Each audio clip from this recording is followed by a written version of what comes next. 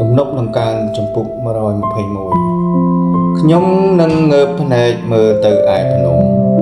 តែសេចក្តីជំនួយជួយដល់ខ្ញុំមកពីណាសេចក្តីជំនួយរបស់ខ្ញុំមកតែពីព្រះយេហូវ៉ាទេគឺជាព្រះដែលបង្កើតផ្ទៃមេឃនិងផែនដី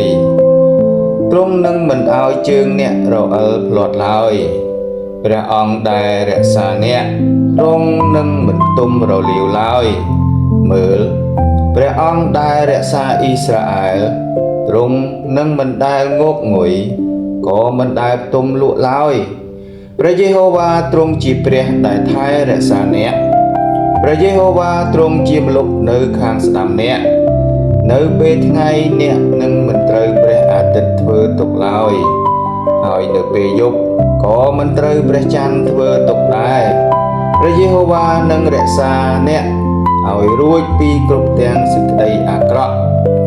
ទ្រង់នឹងថែរក្សាព្រលឹងរបស់អ្នកឯដំណើរដែលអ្នកចេញចូលទៅមកនោះព្រះយេហូវ៉ាទ្រង់នឹងរក្សា